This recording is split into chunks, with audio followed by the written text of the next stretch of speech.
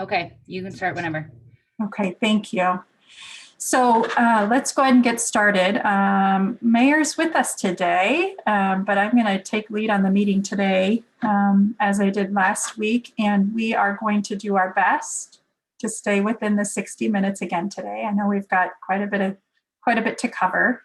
A couple of things before we get started. I had some folks reach out and just want to make sure that I provide opportunity for all voices. So I was thinking about what's the best way to sort of alert if you have something you want to say, so we can make sure we get everybody's voices heard. So either if I watch for unmuting or raise your hand in the screen, and I'll grab you and we'll make sure we get everybody's voice today. So let's give that a try. Before we jump into the agenda, do I have anybody that would make a motion on the approval of last month's minutes rather?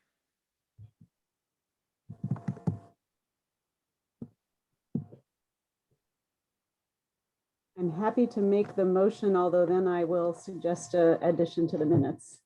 But I'll move that we approve them to get it on the floor. Yes. Do I have a second? Second. Perfect. Okay, so discussion. Circe. Yeah, so I emailed this to Alicia, and that probably wasn't the right person, but I was hoping we could add, I would have put it in the chat, but I don't think we have a chat function. Is that correct? That's correct. Okay. Webinars, I don't believe, have that. All right, here's what I was saying, that Clymer noted that alternate task force member Circe Stumbo requested that a smaller work group be formed to discuss the police operations priority focused on profiling and a review board. Stumbo volunteered to be a part of the subgroup and invited Pluckin to join her. Pluckin agreed. Clymer expressed interest in having Kitzmiller also join the work group. Do you recall that? That was just something I didn't see in the minutes. I would recommend adding it. And it might be there and I just missed it, but if not, I would like to add that to the minutes. I thought maybe you were trying to figure out a way to get the word voluntold into the minutes. Circe. I actually did. I truly thought about it and I thought, no, that doesn't sound like official language. Sure. I think I saw Frederick shake his head, so he remembers that from last time. I remember a conversation like that from last time. Excuse me, others. Okay, so this is a little new to me. So if we want to amend the minutes, then Lon, do I need to have somebody make a motion to amend the motion so we can amend the minutes? Is that how it works? Yeah, you'd want a motion to amend the minutes to include that statement. You'd need a second and then approval of that motion. And then from there, you'd approve the minutes as amended. Okay, so Circe. The person that's making it, yeah. Yep, I would like to move that we amend the minutes by adding the statement I just read, which I'm happy to read again and send by email. Alicia's got that though, doesn't she, Circe? And I will second the motion to approve the amendment, right? Mm-hmm. Right. Yes. Okay. So any discussion about the amendment?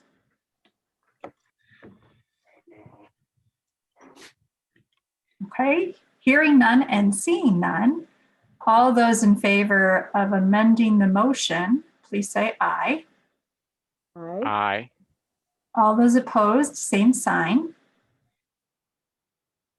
Okay, so the amendment passes. So now we have to, somebody has to, go ahead, Circe.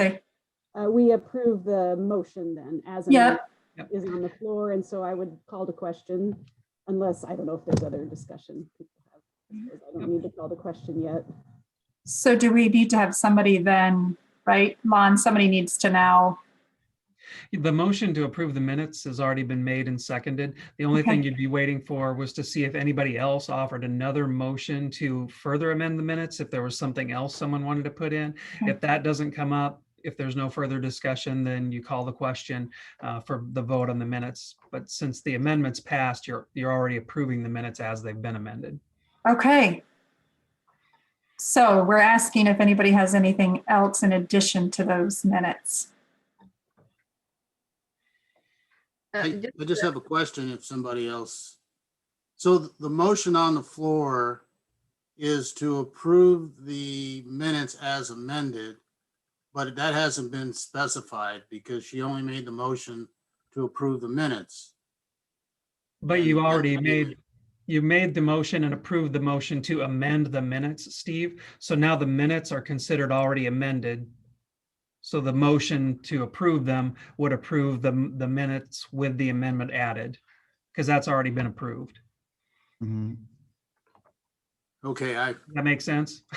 no, but I've been Parliamentary in other procedure parties really that handle does. that slightly different, that if you were gonna make an amendment, you would amendment to the minutes, you'd have already done that initially, and then you would have come in and said that you were going to approve the minutes as amended, and then we would have been off and running. But anyway, as long as we get to the finish line, I'm okay with it.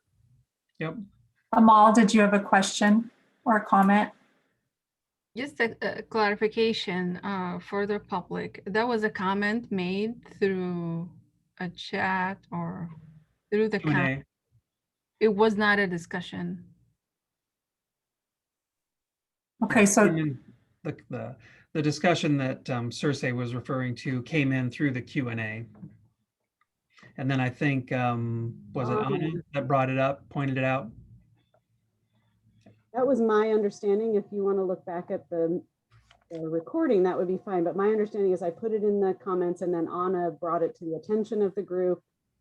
Lon said, yes, I would serve on that subgroup. We've all told the chief, but I didn't think that that was fair. So so I didn't put that part in what I wrote up. But there was discussion among the task force. Yep. okay, any other discussion or questions? Yes, I have one. In terms of that particular group, was that group formed on the police side? Because It I hasn't added, been. okay, because I added in the chat or written down at the end of last meeting that I'd like to be on it. I thought that we're kind of at an official point. So once we get into who's doing what tonight, perhaps that will become clear. We have not officially formed it yet, Al. I had asked for indications of interest and haven't gotten many. So I wanted to make sure that we had a large enough group to do the work before we brought it back for the formal appointment. Yeah, I just want to make sure I didn't miss something.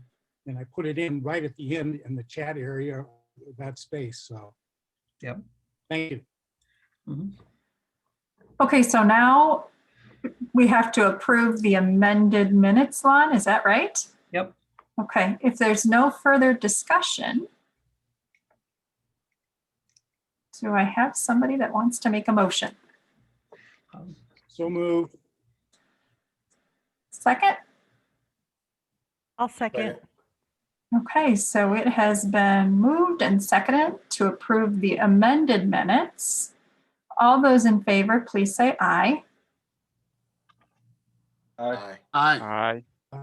All those opposed, same sign. Okay, so the amended minutes from last month's meeting have passed.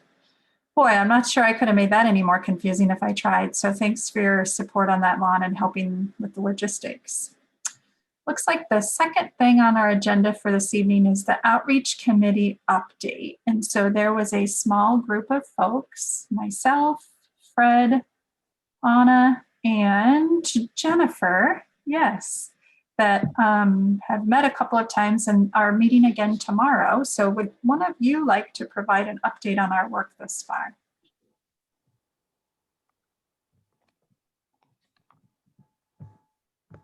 I would really like Fred to do it because he has the right words to describe everything. Maybe I'll start it off. How does that sound, Fred?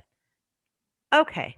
So we met as an outreach committee, and some of the things that we have been working on are coming up with an elevator speech to be able to have for all of the task force members. So that way, when asked the question, what is it that this equity task force is all about, we have a response that is cohesive and succinct. So and so we have put together an idea of what that elevator speech should be, and we'd like to hear from all of you.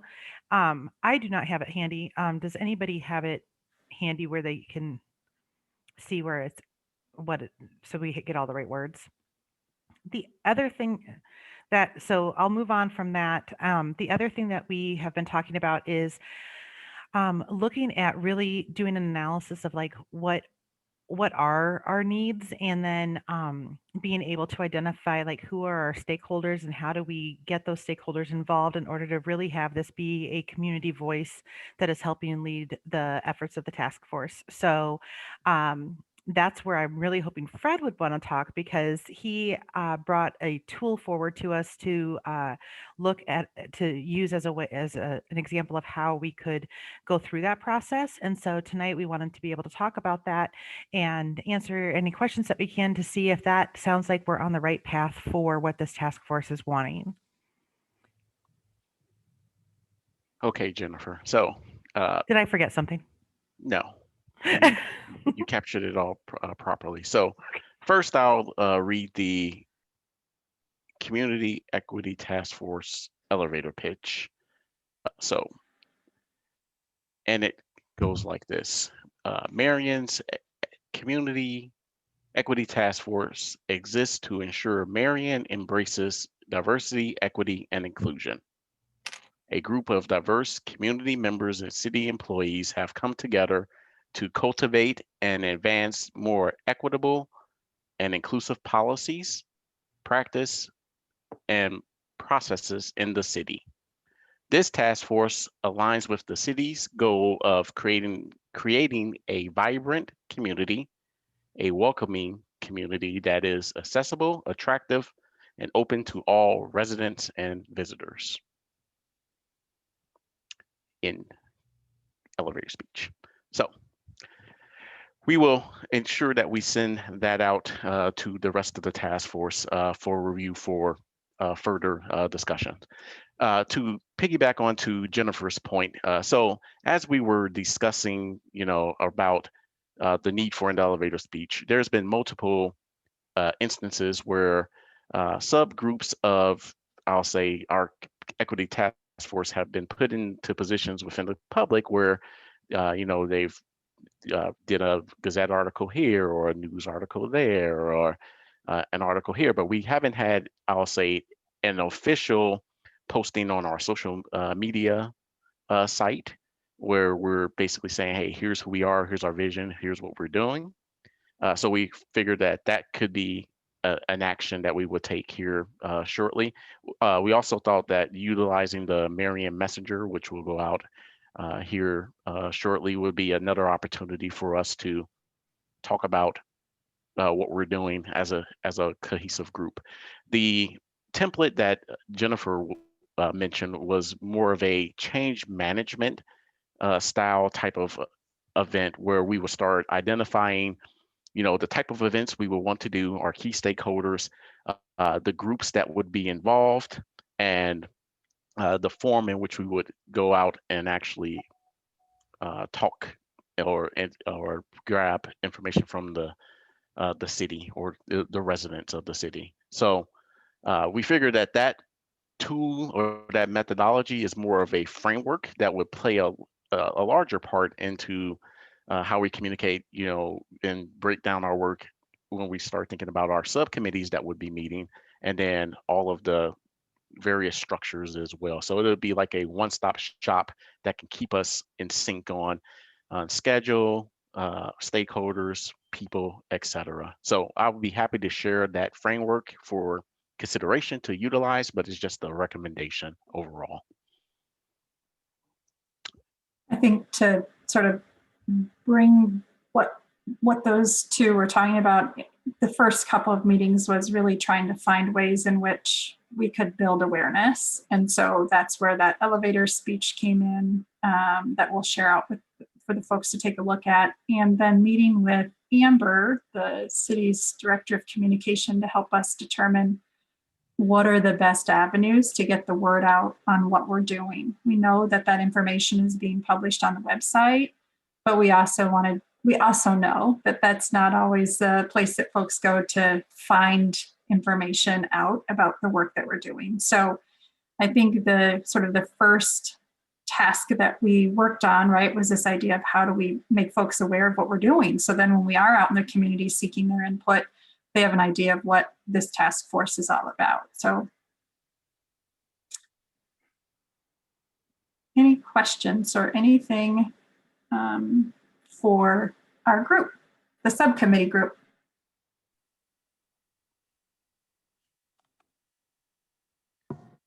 I like the elevator speech. I like the elevator speech because first of all, it highlights the collaborative approach. Second of all, it fits with the city's objectives and strategic goals. So it describes how that fits into the city's strategic goals. So I like it.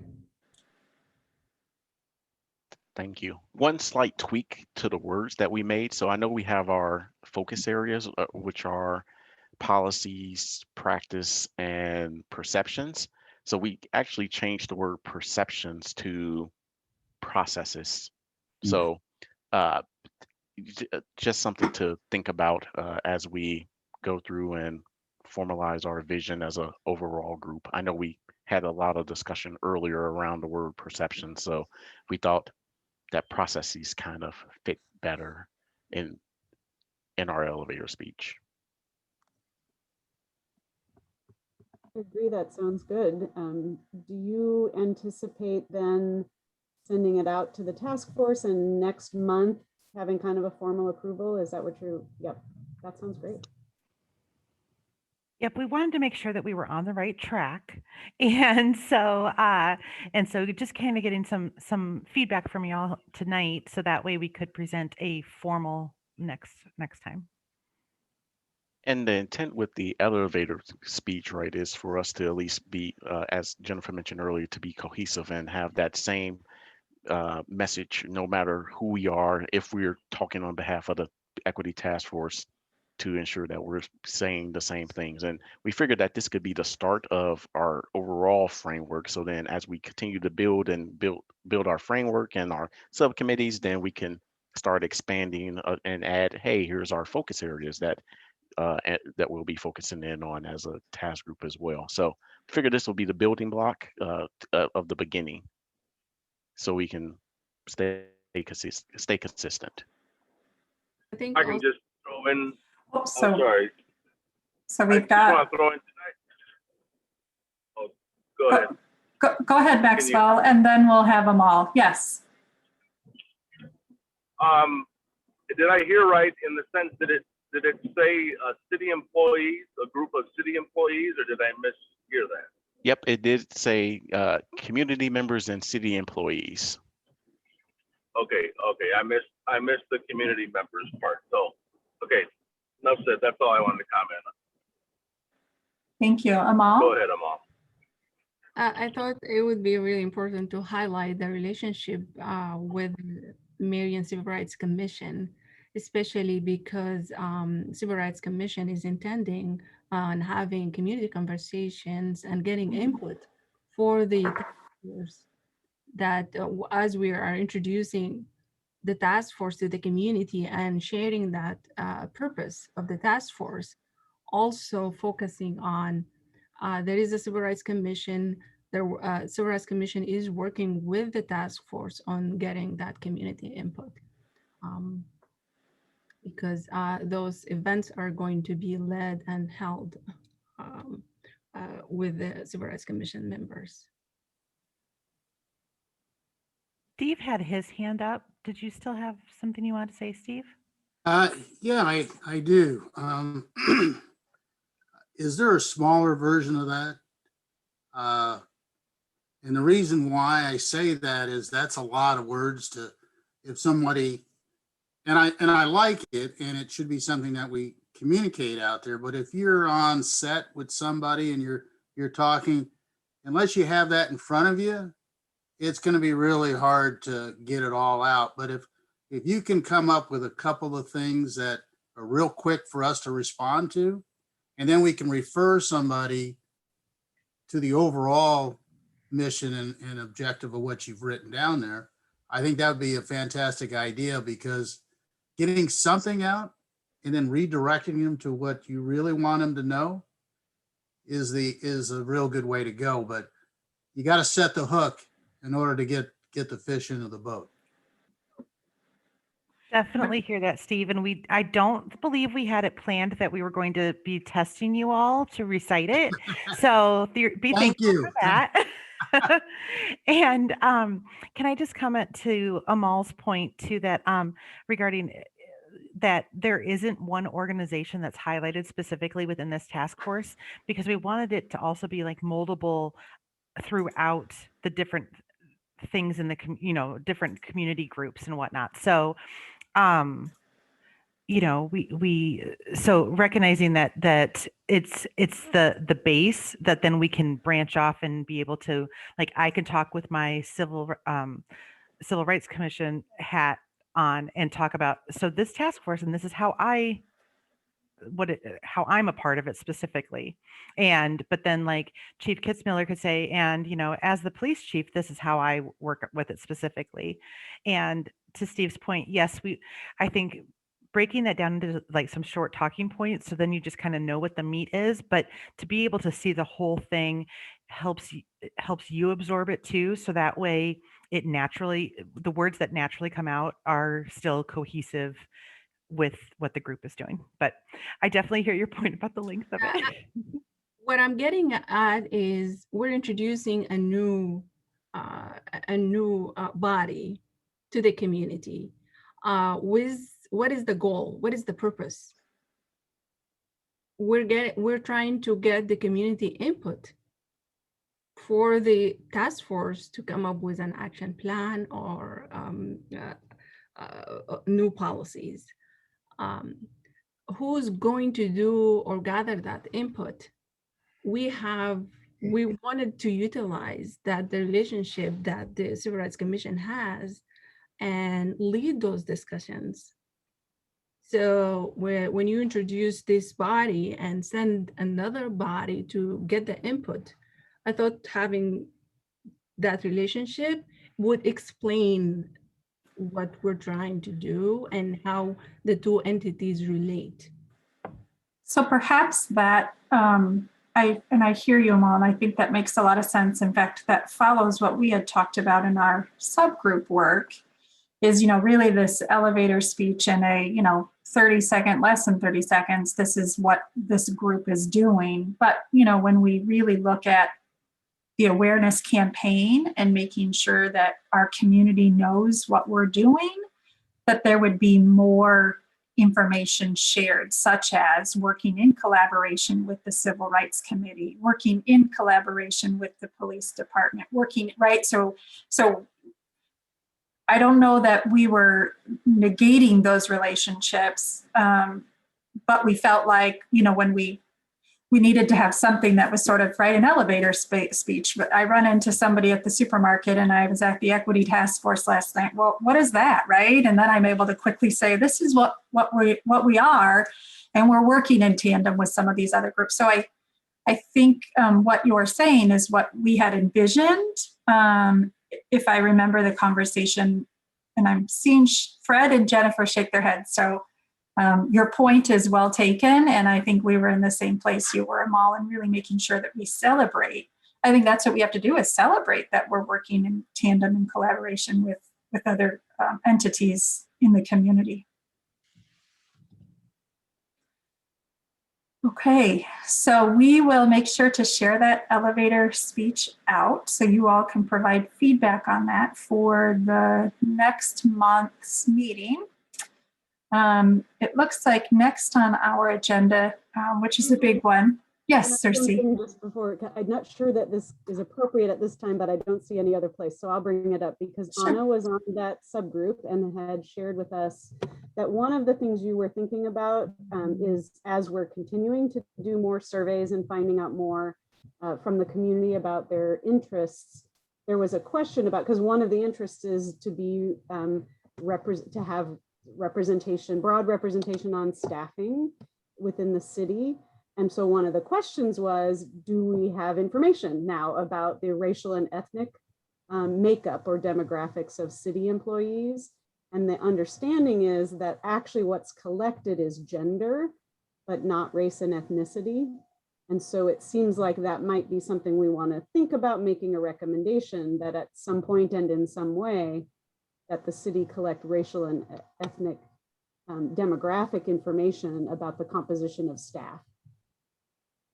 Yeah, we have done some checking into that, Cersei, just to kind of put a bow on it before we move on. But the Kirsten was going to check our current software has the capability to gather that, but we've only been using that software for about 5 years. So anything prior to that would have been in our old enterprise software or else on paper. So we can get that breakdown. It's just going to take us a little time to do it because we're going to have to do a lot of it manually. We can't just pull it out of the computer.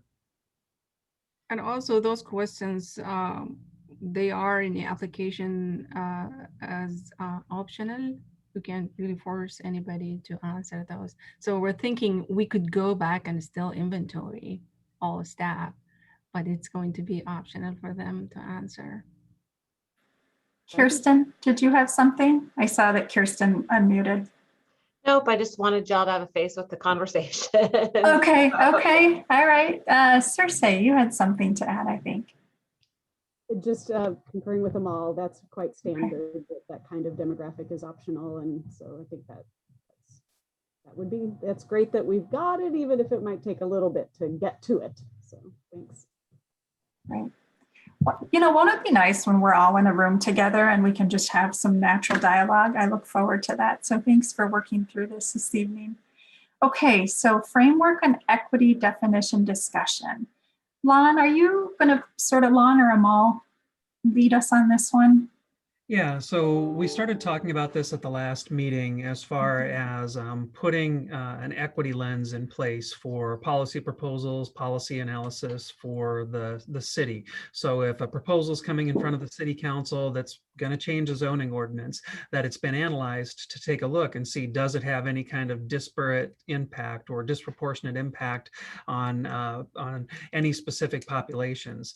And that really kind of created a conversation about, well, first we'd have to have a common definition of what type of equity we're talking about. And so I just provided a couple of tools that are commonly used in my profession when these things when these types of discussions come up. So just looking for feedback from folks on what you thought about these, if there are things that you liked or didn't like.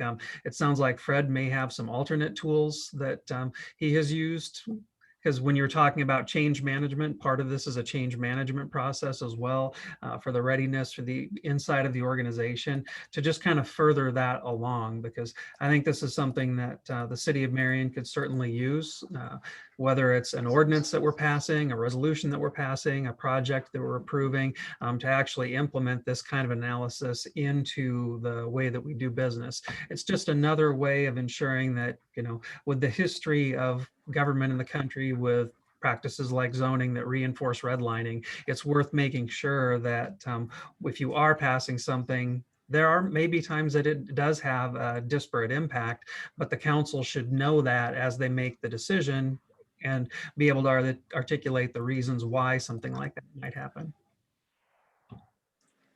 And I'll give you an example, because a couple of years ago, there was an interpretation of the state code by the state auditor that said that you could not charge a specific population less for the same service that you were providing for other members of the population. So Marion used to have a special rate in garbage collection for seniors and for low-income individuals. But under that interpretation, we could no longer do that. And so we had to start phasing that out. Well, that had a disproportionate negative impact on low-income populations and seniors, but we had to do it. So I mean, occasionally things like that will happen, But that's one of the ones where that type of analysis, we had to do it because of the nature of the change that we were making, but doing that on every single policy.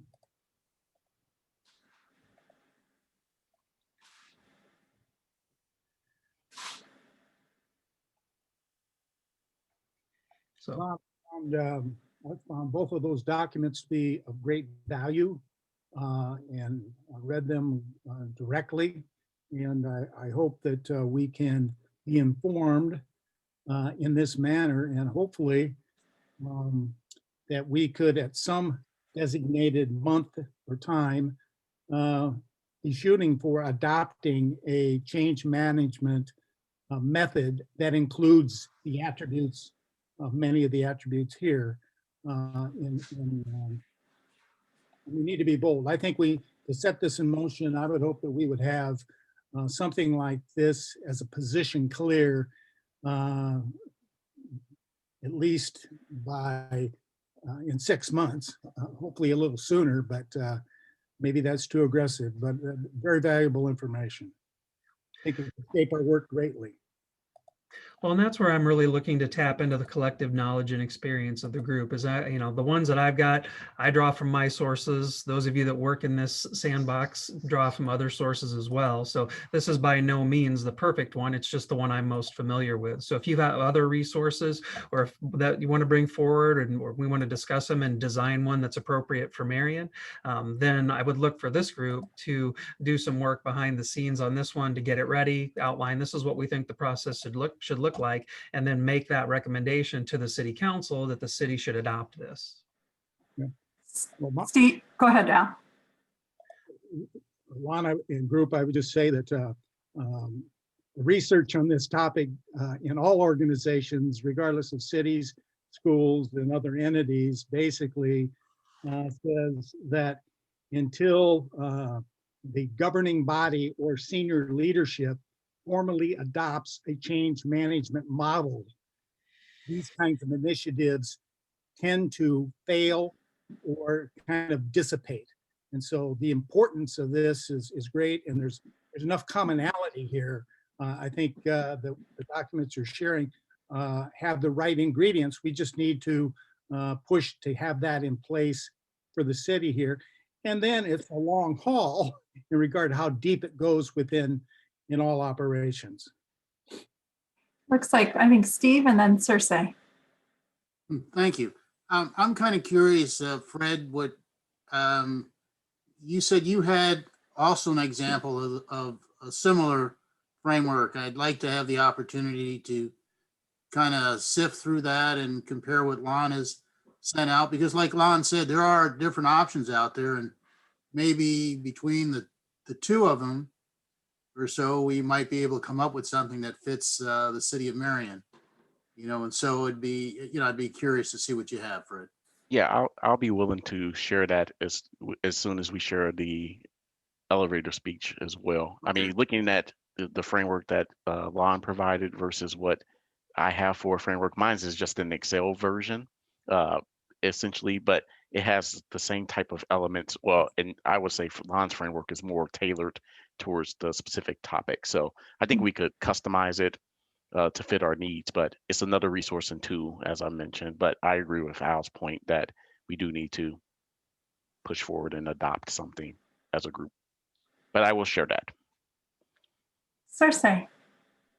Yeah, thanks. I agree. This is something that we're talking about, the Government Alliance on Race and Equity resources. And we certainly, yeah, none of them are perfect, and there's plenty of things I'd love to tweak on this, but it's solid. There are 300 at least communities across the country using this, embracing becoming GARE communities, including several in Iowa. So I believe it's Des Moines, Iowa City, I think Cedar Rapids and Dubuque, if not more. I think even maybe a few more have signed on that actually use this. And so it also can be part of a broader regional conversation. We can be using the same kinds of frameworks and tools and language as some of our other kind of sister cities, if you will, around in our region. So I would say the perfect can sometimes be the enemy of the good. that we may spend so much time working on a framework that we never actually use it. I'm very happy to go for perfect because I love digging in and doing that stuff too. So I'm very happy to see other frameworks as well, but would be also really comfortable adopting what we see here because it is solid, it's well researched, and it's used by other communities much like ours.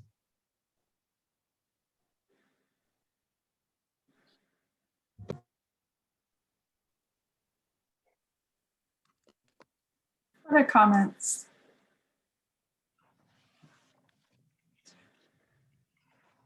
So we have, there's the GARE, I think, right? One of those two. And there's the equity lens through the local government. And those are different, but could work in tandem a little bit. Is that accurate to say? Yeah, I would view the one for the racial equity toolkit more as kind of the manual for how to do the practical application of it, whereas the other one is a little bit more theoretical and has a bit of a case study about other communities that have successfully implemented a racial equity lens in their daily business. So that was why I kind of put them on there in the order that I did, so that hopefully those of you that had a chance to read them would read the governing for equity first before then getting into the toolkit portion. And to Cersei's point, I have no problem with trying something and breaking it and then fixing it afterwards if it doesn't work perfectly. Well, does it make sense? Trying to get a sense about where folks are. Does it make sense for us to look at those two documents again, or maybe the first time for folks, and be prepared for our next meeting to really come back and say, oh, right, we want to move forward with this, with these adjustments, or we don't have any adjustments. But as I was listening to Al, and I think a few of you, our desire isn't to spend 12 months to get it perfect, right? I think our desire is to find a framework and to start moving forward with that framework. So what do folks think about really digging into these two? And if there's some more that Fred could share the framework that he had shared with us, which is, right, he said, more of the sort of change management, not necessarily focused on with an equity lens, but we could make some adjustments. What do you all think about that? Digging into it and then coming to our next meeting ready to sort of make some decisions, or at least maybe not decisions about the framework specifically, but maybe this is what we're missing. We need to go find this somewhere so we can continue to move forward. I think it would be helpful if we are able to survey our departments, give this toolkit to them, and then see what they think, how or if they are to implement something like that, how is it going to look like? Starting with engagement, analyzing and implementation, and then evaluating results. Just to see in the different operations, as an example, if we have a policy that says we have to follow this impact assessment for the decisions we make, or on the planning side as we are doing our operations. Is it feasible? How does it look like from a solid waste, garbage collection perspective, from a planning perspective, from fire perspective, for different functions, just to get an idea on, as a city of Marion, if we are to come up with a plan, what does it look like? I would just, I hear what you're saying, Amal. I would worry though that if we start to put out some information, it's going to lead to questions and we don't have answers. And so then, if somebody like in solid waste is like, what are you talking about? We already are maxed, we are maxed. We can't do anything. And what, are you going to give us more money to be able to do this? And we don't have any of those answers. And so it can maybe be met with resistance and then more questions. And then it gets into kind of a just where we're trying to do cleanup of like, no, this is what we're talking about. This is why we did this. And then it actually makes our work last longer, where if we make some like really thoughtful decisions about this is why this framework was, I mean, we all came together because we are seeing, you know, we have expertise in our area. So we're able to then say, this is the framework through the work that we're doing as this group. This is the framework that best suited what the goal of this group was. And now we are here to help you along with understanding what that means. So to the solid waste, this is what this means for you and that kind of thing. Yeah, I'm just worried we'll either get deer in the headlights or people running around screaming, I can't do this. I don't know what you're talking about. Oh, there would definitely be a little bit of deer in the headlights initially. So it would take some explanation, but we'll be having parallel conversations internally with the staff as we go through and take a look at these things. We have a couple of line items in the city strategic plan related to achieving equity across the community. So there's definitely a tie there as well. So nobody should be surprised that there's going to be activities. It's just wanting to make sure, to Amal's point, we plan our work several years in advance. So we don't want to just toss something at a department that's in the middle of building a new building or something and say, you've got 4 months to figure out how to do this. We just have to be mindful that, even the seasonality plays into it a little bit. Bad time right now to try to go ask the Parks Department to do a whole bunch of extraneous work. But if we can give it to them in November when things are moving inside and they're getting more towards snow removal than programming, a little easier to do. Lon, let me ask a question. Have you adopted a specific or clear change management model to move the city's strategic plan? We've been using ADCAR, Al. Okay, so there's a little bit of that experience that's connecting to a preset direction, and we know that equity is part of it. I think we're just going to need to find an increment that allows people to experience progress, not perfection, and in a meaningful way from where they are. But based upon what Colette said, I think that we should take this dialogue up concretely and at some point establish a timeline and at least some project framework on how we want to move forward. Yeah, as I've gotten more familiar over the last couple years with the tools with project management, I've really come to love the A3 report with laying out your objectives, laying out your timelines, and just really kind of being clear about expectations, when it's going to happen, lining out who's responsible. I'd love to have something like this if we've got projects for this group going on in a couple of parallel tracks, just to keep track of everything and keep it simple so that you can just look at one thing and know where you're at. And when we talk about equity, I know that we're talking about citizens and residents and visitors to Marion, but at the same time, simultaneously in an equitable way, we're talking about all city staff and employees as well. And so when we want something that's welcoming and people feel value and they know they're adding value to where the city is headed. So. Mm-hmm.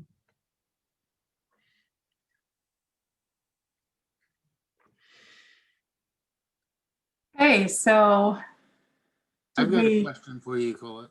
Go ahead, Steve. I probably don't have the answer, but go ahead. I'm sure you do because you're the one that brought it up. I think that maybe what you had suggested, if we break this down and so we come back with it at our next meeting, I think that's probably the direction, because I've read the documents and I haven't really heard us talk specifically about the documents. And maybe that's what we need to do, is a few of us take on the task of meeting, tearing it apart, and coming back and giving a presentation of what's there, basically to enhance what Al is saying. I'm not sure it's such an immediate rush, because it's not always about reaching for the perfect thing, but it's something that's workable. And there's no need to rush if you've got something that you can't get off the ground. So let's tear it apart. Let's get some people together, tear it apart, and present it And I think that from the next meeting, we should be able to possibly create a timeline, definitely get in a direction where we want to go, and maybe we have something that we can adopt. But that was your idea. I've just chewed on it a little bit and given it back. It's right. It's a team effort. We are all in this together. So I'm hearing a couple of different ways we can go about this work. Steve's suggestion of a small group of you take these documents and sort of train the trainers, right? So come back to the next meeting and provide some insights for the group. Or we all individually really take some time with these documents and sort of pick them apart so we can have a rich discussion next time about what it is we want to do. So I think there's either way we can go about doing that, more individually and then discuss next time, or have a small group come together and then present it and have a discussion next time. I think the combination of the two would be, because, you know, a small group to be able to lead the discussion, but everybody should be tearing it apart to be able to ask questions or answer things and give direction. But I think a small group, as you suggested. And, I agree with that. I agree that the combination, because even just from this conversation, I'm like, I'm learning some new things. Let me figure out, because it's not what I do day to day. And so, hearing the why behind all of this has been helpful in this discussion. And so I think that now I can go back and read it and understand things of why we're doing this like this. And then but then having there be a small group that does present and so this is completely this is what it means, and so then we can move forward with making a decision about which way we go. Because I just know that there's probably more lingo that I don't know, like jargon stuff and whatnot. And so if that can get presented by people that is their forte, then it will help us that don't do it every day. It sounds like a neat idea, right? To have a small group do this work, and then we as well individually really dig into these. So then next time we could come back together, have a rich discussion to start setting up what that plan would look like and a timeline to start potentially implementing some of this work. Do we have some volunteers that would like to come together and do that work? Steve? I'll volunteer. I love it. I was hoping so. Al, great. Thank you. Is there one more person? I think Janessa Carr would like to be involved, but I'm not prepared to volunteer her. So Okay. I'll let her know what you all just talked about, and maybe she can let you know through email if she'll be able to join. Perfect. Thank you, Circe. So we've got Steve and Al and maybe Janessa. So for the next time, you all will come back with kind of a presentation or ability to help us have a deeper discussion. And we all have the homework of really digging into these documents as well. So we're prepared to have a good discussion next time. Sensing a trend that Steve likes the 2-floor version of the elevator speech instead of the high-rise version. Yes. In addition, for next meeting, we will have folks review that elevator speech and make any suggestions, changes, whatnot, so then we can hopefully adopt that at the next meeting as well. So those are at least 2 to-dos we've got for the next time we get together. What have I missed, team? I'm sure I've missed something. Circe, I see you unmuted. Oh, just that I'm hoping we can get our other work group together between now and the next meeting and at least share what we get started on. Yeah, Do you want to? there's, if folks want to participate in that, just let me know so that we can get it constituted and get a meeting, at least one set up in the middle between now and then. Lon, can you just quick remind us what that group will be responsible for? Or that's the one that's going to focus in more initially on the police operations. okay. Mm-hmm. And we know the chief volunteered for that, right? And Circe volunteered for that, I think. And I did as well. And Al. Al, you're 2 tonight. Look at you. Thanks. And me. and Jamal. Perfect. So I have a question on that. So is Cersei a member of the, or is she a proxy? She's a proxy, right? I'm an alternate, and we did discuss last time specifically that for the subgroups, that they would be open definitely to alternates. I think we might have said, I think you all might have said to others as well, but I can't remember that. But I know we had asked specifically if alternates could serve on those subgroups.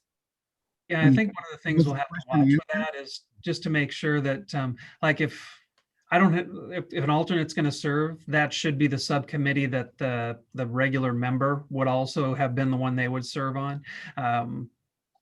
We have the ability to bring in outside experts, you know, other people that might have an interest in a particular area as well. So some of those subcommittees could be larger than the members on this group. Just want to make sure that we've got a common understanding or a level set understanding about how that would work for who's going to be from this committee would be on there. I don't think the work groups have any authority per se, except to advise the task force, right? So I don't think, like, they'd it's be not like we're going to have a recommending. vote and. They'd be recommending bodies to this task force. So that's it. Yeah. Nick, did you have something? No, I just think that it's important to maintain that we have certain members of the task force. And if there are any alternates or proxies, they are serving for those members.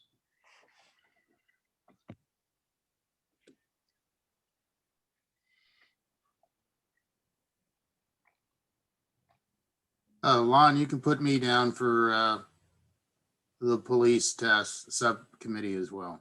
Great. Thank you, Steve. Yep. So can I just clarify that the desire then is that the subcommittees are only members of the task force, that there won't be other external folks invited to them to serve on them or to do the work with them? I think the way I view it, Cersei, the members of this group that are appointed to those subcommittees get together and then they'll decide, do we want to draw in other members from the community to be able to participate and make recommendations on the discussions. So it kind of be up to those smaller groups to invite other people in to advise them and do research as needed. Because I don't know that even with the size of this group that we have all the disciplines or all the areas of expertise covered. So I want to have the subcommittees have some flexibility amongst themselves if they're going to be standing groups to be able to do that. That was my thought. Can I clarify? Yeah, go ahead. Go ahead. Go ahead, Jennifer.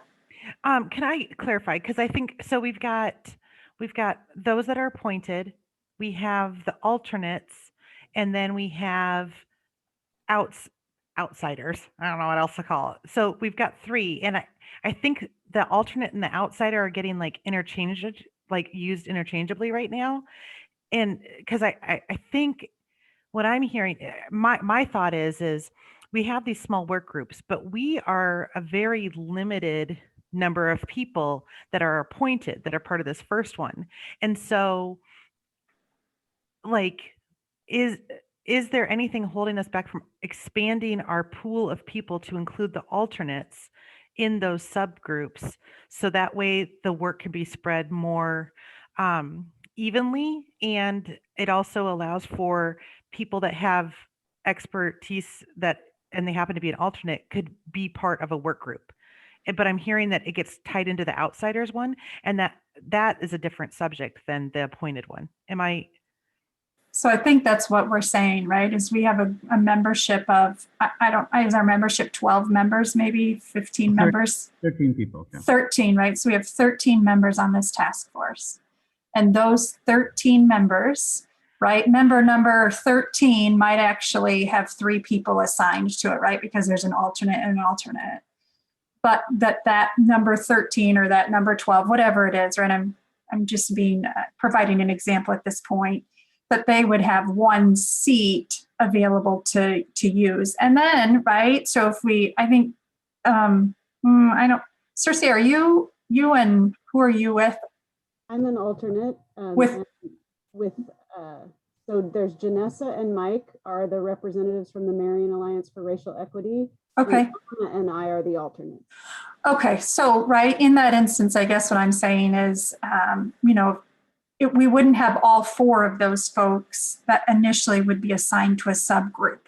2 of those folks could volunteer to be part of a subgroup. And then if that subgroup says, oh, we really do need to invite more people in to sort of support the work we're doing, then certainly if that would, I think, be one of those alternates, that would be like an external community member that you would invite in. That's what I understand to be what we're talking about here. And that would follow the protocols established sort of when we create a task force. Is that accurate, Lon?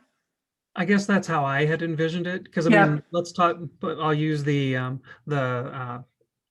law enforcement one here as an example. Our police department, certainly we'd have Chief Kitzmiller on there, but we also do a lot of work with the Lynn County Sheriff's Department. So if we wanted to invite in Sheriff Gardner or a representative from the Lynn County Sheriff's Department, that subgroup should have the ability to do that and bring them in as well. And so that's kind of why I was looking at it that way. Well, with that's someone invited in to help them with their work in terms of informing their work or providing additional knowledge that they may not have, or providing resources to help them to do their work, but not to actually make the decisions in that subgroup. Otherwise, what's the point of having the task force? I guess I didn't see the subgroups as making binding decisions. It's really to do that background work to then bring the work to the task force, which then makes the decision. Would they come back with a recommendation to the task force? I would assume so, yeah. So that recommendation is being voted on at some point by the subgroup. So, I mean, I guess I envision that they could reach out to other people and that could provide them the resources and the knowledge and the information and help inform their work, which is perfectly fine and good. That makes sense to me too, in the sense of those folks are helping inform that work, but then it would be the subgroup task force members that would sort of be the voting on the recommendations that would be brought forward. That ultimately, I think what you're saying, Cersei, right, is those recommendations that come forward are voted on then this larger group. So I hear what Nick is saying, and it makes sense, right? That those subgroups really, the decisions that are being made to bring recommendations forward are only made by task force members, but that work can certainly be informed by experts in the community. So I think what Lon was saying, right, is if we bring in somebody from Lynn County Sheriff Department to inform the work that group is doing, it makes sense, but they're not necessarily determining what the recommendation is that group's going to bring back to the larger group. Yeah, I mean, it could be, as makes sense. Yep. We continue to do our work, and as we engage other community partners, it could be people from the Chamber of Commerce or Uptown Marion if we discover there's issues with businesses. It could be representatives of the school districts if we have a subcommittee that organizes to work around the issues of the school. I mean, we're not going to do that kind of stuff in isolation, but I would say that, I think the mayor's right, that when it comes time to make the recommendation, the ones who are members of the task force, and at that particular meeting, if the regular member is not there and an alternate is there, the alternate assumes their role and takes that vote. But in cases where they are both there, we wouldn't have the regular member and the alternate take a vote to advance something to the whole group.